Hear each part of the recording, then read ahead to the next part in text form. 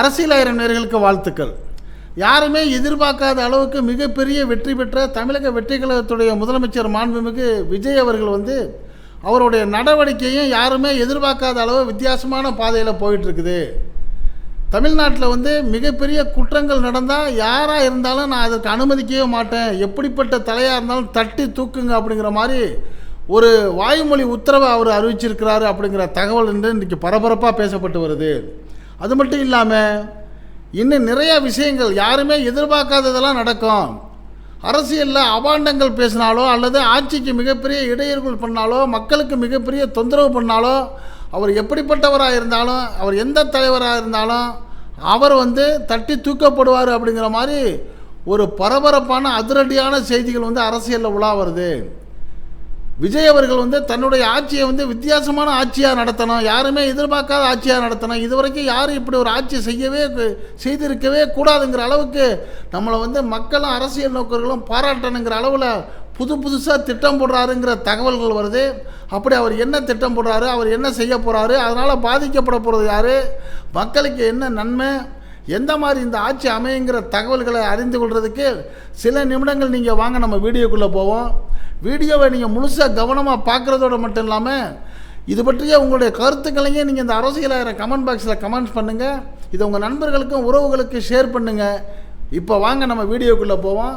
2026 தேர்தலில் யாருமே எதிர்பார்க்காத மிகப்பெரிய ஒரு சிங்கிள் மெஜாரிட்டி பார்ட்டியாக தமிழக வெற்றி கழகம் வந்தது நமக்கெல்லாம் தெரியும். சிங்கிள் மெஜாரிட்டி பார்ட்டியாக வந்தாலும் அறுதி பெரும்பான்மையாக ஆட்சி அமைக்க அவங்கள்ட்ட சீட்டு இல்லை. 107 இடங்கள் மட்டுமே சீட்டு இருந்துக்கிறப்ப கிட்டத்தட்ட 118 சீட்டுகள் அவருக்கு தேவைப்பட்ட நிலையில் இதை எங்கே வேணாலும் அவர் வாங்கியிருக்கலாம். ஏன் ஒருபடி மேலே போய் அண்ணா திராவிட முன்னேற்ற கழகத்திலேருந்து ஒரு அணி பிரிஞ்சு 25 பேர் வழியை ஆதரவு கொடுக்க முன் வந்தாங்க. அதை ஆதரவை ஏற்றுக்கிட்டாலும் உங்களை நாங்கள் உள்ளே சேர்க்க மாட்டேன், உங்களை எங்கள் கட்சிக்குள்ளே சேர்க்க மாட்டோம், அமைச்சர்களை சேர்க்க மாட்டோங்கிறதுல உறுதியாக இருந்த விஜய் அவர்களுடைய செயல்பாடு தான் வித்தியாசமானதாக இருந்துச்சு. 25 பேர் வந்தவங்களை வேணாண்டுட்டு 2 சீட்டாக இருக்கிறவங்கள்ட்ட போயிட்டு தன்னுடைய ஆதரவை கேட்டார். இப்படி கேட்காத சூழ்நிலையிலேயே இந்திய தேசிய காங்கிரஸுடைய 5 எம்எல்ஏக்கள் நாங்கள் ஆதரவு தரோன்னு சொல்லிட்டு என்ன பண்ணாங்க, முந்திக்கிட்டு ஆதரவு கொடுத்துட்டாங்க. அதில் கூட திமுகவுடைய தலைவர் மாண்புமிகு முன்னாள் முதலமைச்சர் மு.க. ஸ்டாலின் அவர்களுக்கு ஒரு வருத்தம். ஏன்னா நம்ம கூட்டணியில் இருந்துட்டு நம்மளை ஒரு வார்த்தை கூட கேட்காம போய் டக்குன்னு ஆதரவு கொடுத்துட்டாருங்கிற வருத்தம் கூட அவருக்கு இருந்திருக்க வாய்ப்பு இருக்குது. அடுத்து மீதமுள்ள சிபிஐ, சிபிஎம், விசிகா, இந்திய யூனியன் முஸ்லீம் லீக் இந்த கட்சியெல்லாம் என்ன பண்ணிச்சா அப்படியே ஆதரவு கொடுக்கல. மாண்புமிகு முன்னாள் முதலமைச்சர் மு.க. ஸ்டாலின் அவர்கள்ட்ட ஆலோசனை பெற்றதோடு இல்லாமல் எந்த மாதிரி ஆதரவு கொடுத்தா அந்த தமிழக வெற்றி கழகம் சரியாக நடக்கும், ஆதரவு கொடுக்குறோன்னா அது என்ன பாதிப்பாகுங்கிறத ஒரு பகுத்தாய்வு செய்து பார்த்தாங்க. அப்படி பார்க்குறப்ப அவங்களுக்கு கிடைச்ச ரிசல்ட் என்னவாக இருந்துச்சு, இந்த சிபிஐ, சிபிஎம், விசிகா, முஸ்லீம் லீக் ஆதரவு கொடுக்கலன்னா இந்த கட்சிக்கு தமிழக வெற்றி கழகத்துக்கு அண்ணா திராவிட முன்னேற்ற கழகத்துடைய பிரிஞ்சு வர்ற ஒரு அணி ஆதரவு கொடுத்துரும். அப்போ அதிமுக ஆதரவு கொடுத்தா அது மறைமுகமாக பாஜகவுடைய ஆதரவாக தான் இருக்கும். ஒருவேளை பாஜக கூட திட்டமிட்டு அந்த ஆதரவை கொடுக்க சொல்லி தமிழக வெற்றி கழகத்தை பைண்டப் பண்ணுறதுக்கான சூழ்நிலை ஏற்பட்டலாம். அதுவே இல்லாமல் போனாலும் தங்களுடைய மெஜாரிட்டியை நிரூபிக்க முடியாமல் 107 சீட்டுகளை உள்ள தமிழக வெற்றி கழகம் கவிழ்ந்தால் உடனடியாக ஜனாதிபதி ஆட்சி வர்றதுக்கான வாய்ப்பு இருக்குது.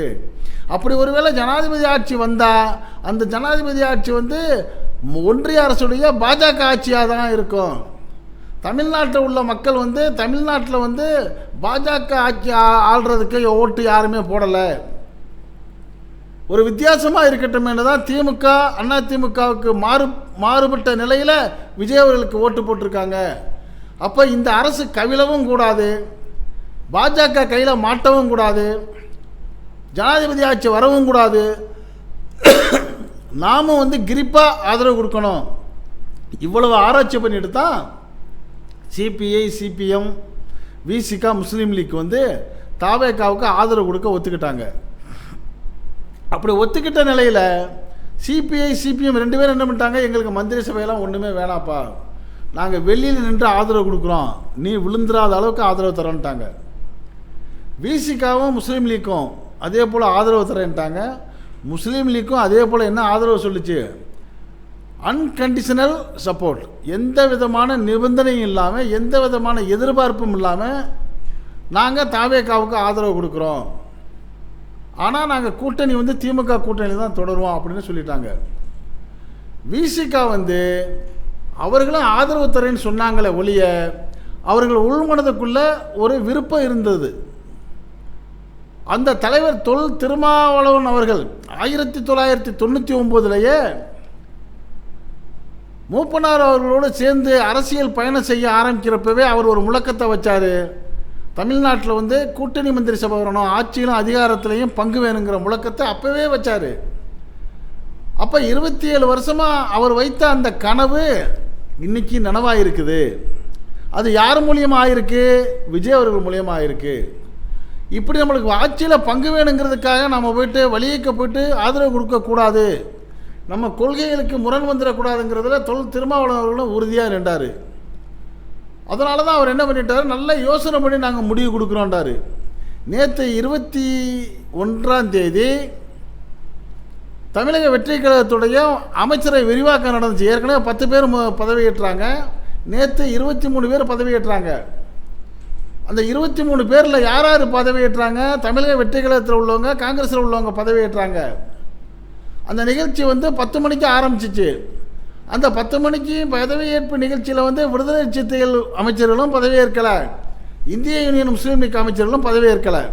என்ன காரணம், முஸ்லீம் லீக் சொல்லிருச்சு, நாங்கள் இதில் சேர்றதா வேணாமாங்கிறத தனி மனிதனாக முடிவெடுக்க முடியாது, இது ஒரு தேசிய கட்சி, எங்களுக்கு பிஎஸ்சின்னு ஒரு அமைப்பு இருக்குது, பொலிட்டிக்கல் அட்வைசரி கமிட்டின்னு, அதனுடைய தலைவர் வந்து தங்கள் அவர்கள், சாதிக் அலி ஷிஹாப் தங்கள் கேரளாவில் இருக்கிறாங்க. அவங்க வந்து முகமது நபி ஸல்லல்லாஹு அலைஹி வஸல்லம் அவருடைய 38வது வாரிசு, அவர் தான் தலைவர், அவர் அனுமதி கொடுக்கணும், அவர் இப்போ அனுமதி கொடுத்து நீங்கள் சேருங்கன்னு சொல்லிட்டாரு. அடுத்து நான் காதர் மைதீனாக இருக்கிறேன், நான் வந்து இந்தியாவுடைய தேசிய தலைவர், தமிழ்நாட்டுக்கு தலைவர், நான் இங்கே உள்ள உயர்மட்ட குழுவை கூட்டி அவர்களுடைய ஒப்புதல் பெற்றுட்டு தான் நானும் சொல்ல முடியும், நான் தான் தலைவராக இருக்கேன்னு சுயமாக சொல்ல முடியாது. அப்போ அதற்கான ஒப்புதல் பெறுற கூட்டம் தான் அங்கே 11 மணிக்கு கூட்டியிருக்கிறோம். நீங்கள் 10 மணிக்கு மந்திரி சபை விரிவாக்கம் பண்ணுறீங்க, நீங்கள் பண்ணுறாங்க தான் பண்ணுங்கள், அந்த 10 மணிக்கு மந்திரி சபைக்குள்ளே நாங்களால் சொல்லவும் முடியாது, நாங்கள் வந்து ஆட்சியில் சேரவும் முடியாது, கட்சி எடுக்கிற பொதுவான முடிவு தானே அழகாக சொல்லிட்டாரு.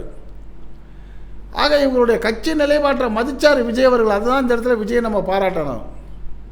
விடுதலை சிறுத்தைகள், முஸ்லீம் லீக் 2 கட்சிகளை தவிர மற்ற காங்கிரஸை சேர்த்து தாவேகாவை உள்ள 23 அமைச்சர்களையும் சேர்த்து மொத்தம் 33 பேருக்கு நேற்று வந்து மந்திரி சபை வந்து பதவி பிரமாணம் செய்யப்பட்டுச்சு. மீது 2 கட்சிகளும் அதுக்கு பிறகு 11 மணிக்கு முஸ்லீம் லீக் கூட்டம் நடத்தி முடிவு பண்ணி, முஸ்லீம் லீக் சார்பாக அவங்களுடைய அமைச்சர் வந்து ஏஎம் ஷாஜகான் அவர்கள் முடிவு பண்ணி, அதேமாதிரி விடுதலை சிறுத்தைகள் சார்பாக அவருடைய அமைச்சர் வன்னியரசன் முடிவு பண்ணி அந்த ஆதரவு கடிதங்களை கொண்டு போய் மாண்புமிகு முதலமைச்சர்கிட்ட கொடுத்த பிறகு இவர்களுடைய முடிவுக்கு மிக சந்தோஷமாக வரவேற்று இவர்களுக்குன்னு விசேஷமான ஒரு 2வது முறையான அமைச்சரவை விரிவாக்கத்தை இன்றைக்கி ஆளுநர் மாளிகையில் நடத்தியிருக்கிறாரு. இது அவருடைய பெருந்தன்மை. இப்படி ஆதரவு கொடுக்கக்கூடிய இந்த நிலையில் இந்த விசிகாவையும் முஸ்லீம் லீக்கையும் வந்து திமுகவுடைய முன்னாள் அமைச்சர் மாண்புமிகு ராசா அவர்கள் வந்து கொஞ்சம் முகம் சுளிக்கிற மாதிரி ஒரு பதிவு போட்டது தான் இன்றைக்கு அரசியலில் மிகப்பெரிய வருத்தத்தை உண்டாக்கியிருக்குது.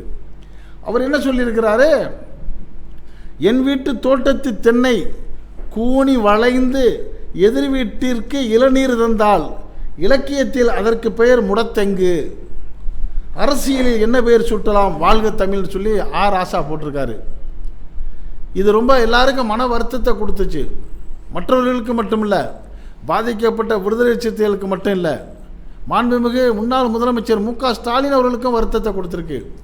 உடனே அவர் பதில் கொடுத்துருக்கிறாரு, யாரையும் மனம் நோகும்படி இது போன்ற அறிவிப்புகள் எல்லாம் யாரும் சொல்லாதீங்க. யார் திமுகவுடைய ராசா சொன்னதுக்கு மாண்புமிகு மு.க. ஸ்டாலின் மறுப்பு சொல்லிட்டு இப்படிலாம் பேசாதீங்க, கூட்டணி போடுறது அவர்களுடைய உரிமை, அதை நம்ம வந்து தடுக்கக்கூடாது அப்படிங்கிற ஒரு அருமையான அறிவிப்பையும் வெளியிட்டிருக்கிறாரு. ஆக இப்போ எல்லா அரசியல் நோக்கர்களுடைய ஒரு உண்மையான நிலை என்னவாக இருக்குன்னா, சரியான அரசியல் போகணும். தமிழ்நாட்டில் வந்து இந்த ஜனாதிபதி ஆட்சிங்கிற பேரில் ஒன்றிய பாஜகவுடைய ஆட்சி வந்து நம்ம கட்டுப்பாட்டுக்கு ஆளாயிடக்கூடாதுங்கிற நல்ல நோக்கத்தில் தான் இந்த சிபிஐ, சிபிஎம், விசிகா, முஸ்லீம் லீக் ஆதரவு கொடுத்துருக்குறாங்க. அப்போ அவர்களும் வந்து ஆதரவு கொடுத்துட்டோங்கிறதுக்காக நீங்கள் சொல்லக்கூடிய எல்லாத்துக்கும் நாங்கள் கட்டுப்பட மாட்டோம்.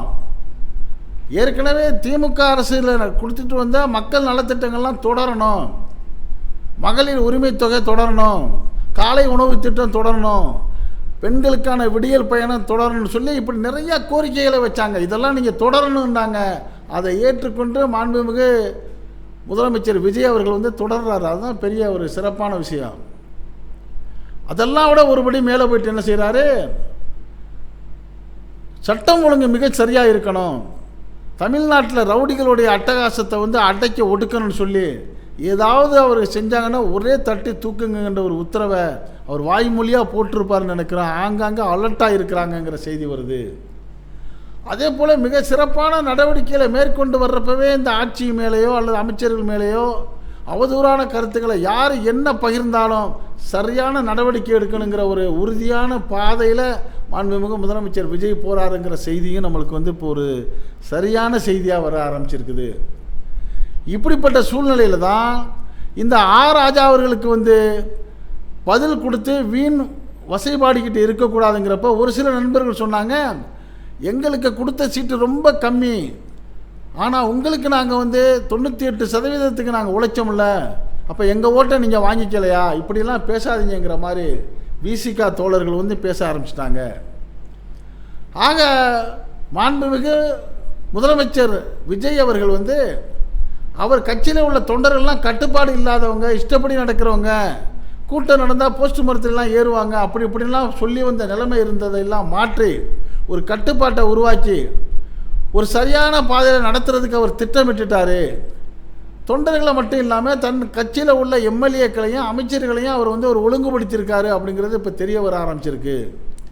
இன்றைக்கி புதுக்கோட்டைக்கு வருகை தந்த அந்த தமிழக வெற்றி கழகத்தினுடைய அமைச்சர் அறந்தாங்கி தொகுதியில் இன்று வெற்றி பெற்ற முகமது பர்வேஸுங்கிறவர் வந்து இன்றைக்கி புதுக்கோட்டைக்கு வந்தார். அவரை சந்திக்கிறதுக்கு வந்து மாவட்ட வர்த்தகர்கள் உள்ளிட்ட வர்த்தகர்கள், வணிகர்கள், பொதுநல அமைப்புகள், அரசியல் கட்சிகள் எல்லாரும் நிறையா போனாங்க. மிக பிரம்மாண்டமான கூட்டத்தை சந்தித்த அந்த முகமது பர்வேஸ் அவர்கள் வந்து மிக அனுபவம் வாய்ந்த ஒரு அரசியல்வாதி போல் எல்லாரையும் வரவேற்று பேசி அவர்களுக்குள்ளே பதில் கொடுத்து இன்முகத்தோடு எல்லாருடைய தொடர்பு வச்சுக்கிட்டது எல்லாருக்கும் மிகப்பெரிய ஆச்சரியத்தை கொடுத்தது. ஆக விஜய் அவர்களுடைய அமைச்சர்களுக்கும் ஏதோ ஒரு பெரிய கிளாஸ் நடத்தியிருக்கிறாரு. ஆக அவர் தன்னுடைய அமைச்சர்களாக இருந்தாலும், தங்களுடைய கட்சி எம்எல்ஏக்களாக இருந்தாலும், தொண்டர்களாக இருந்தாலும் ஒரு சரியான ஒரு நிலைப்பாட்டுக்கு கொண்டு வந்து சரியான நல்லாட்சி நடத்துறதுக்கு அவர் விரும்புகிறாரு. ஆங்காங்கே ஒரு 2 குற்றங்கள் நடக்கலாம், வந்து 7 நாளில் எல்லாத்தையும் உடனடியாக கட்டுப்படுத்த முடியாதுல்ல, அதை படிப்படியாக எல்லாத்தையும் சரி பண்ணி மிக சிறந்த ஆட்சியை கொடுக்கணுங்கிறது தான் அவருடைய விருப்பமாக இருக்குது. அவருக்கு ஆதரவு கொடுத்துக்கக்கூடிய அந்த கட்சிகளும் அதைத்தான் சொல்கிறாங்க. நாங்கள் வந்து உங்களுக்கு ஆதரவு கொடுத்துருக்கோம்னா நல்லாட்சி தொடரணுங்கிறதுக்கு தான் ஆதரவு கொடுத்துருக்கோங்கிறத சொல்லிடுறாங்க. நிச்சயமாக நல்லாட்சி தொடரும் அப்படிங்கிற ஒரு எதிர்பார்ப்பில் தான் இன்றைக்கி நாட்டு மக்களும் அரசியல் நோக்கர்களும் ஏன் எதிர்க்கட்சிக்காரங்களும் இருக்கிறாங்க. அதைத்தான் மாண்புமிகு எதிர்க்கட்சி தலைவர் முன்னாள் முதலமைச்சர் மு க ஸ்டாலின் அவர்களும் விரும்புகிறாருங்கிற ஒரு தகவலும் வருது. ஆக எப்படியோ தமிழ்நாட்டுக்கு ஒரு நல்ல ஆட்சி வரணும், அவருக்கு நல்ல ஆட்சியாக நடத்தணும். அப்படி நடத்தினா அதை வந்து எல்லாருமே வாழ்த்துவாங்க, வரவேற்பாங்கங்கிற சூழ்நிலை தான் இன்றைக்கி அரசியல் நிலவரத்தில் இருக்குது. இதைத்தான் அரசியல் நோக்கர்களும் சொல்கிறாங்க. இது பற்றிய உங்களுடைய கருத்துக்களை நீங்கள் இந்த அரசியலை கமெண்ட் பாக்ஸில் கமெண்ட்ஸ் பண்ணுங்கள். இந்த செய்தி பிடிச்சிருந்தால் இதுக்கு ஒரு லைக் கொடுங்க. இதே போன்ற அரசியல் செய்திகள், நாட்டில் நாலா பக்கம் நடக்கக்கூடிய செய்திகளை எந்த விதமான இடைச்சல்களும் இல்லாமல் உள்ளது உள்ளபடி அப்படியே கொண்டு வந்து உங்கள் வீட்டுக்குள்ளே 4 சுவர்களுக்குள் கொண்டு வந்து சேர்க்கக்கூடிய நம்ம அரசியல் ஆயிரம் சேனலுக்கு இதுவரை சப்ஸ்கிரைப் பண்ணாதவங்க சப்ஸ்கிரைப் பண்ணுங்கள். மறக்காமல் பக்கத்தில் இருக்க பெல் ஐக்கானை கிளிக் பண்ணுங்கள். அப்போ தான் நம்ம போடக்கூடிய ஒவ்வொரு வீடியோவும் உங்கள் நோட்டிஃபிகேஷன் காட்டும். நீங்கள் விரும்பியதை பார்க்கலாம். என்றும் இணைந்திருப்போம். உங்கள் அன்பன் அஷ்ரஃப் அலி. நன்றி, வாழ்த்துக்கள்.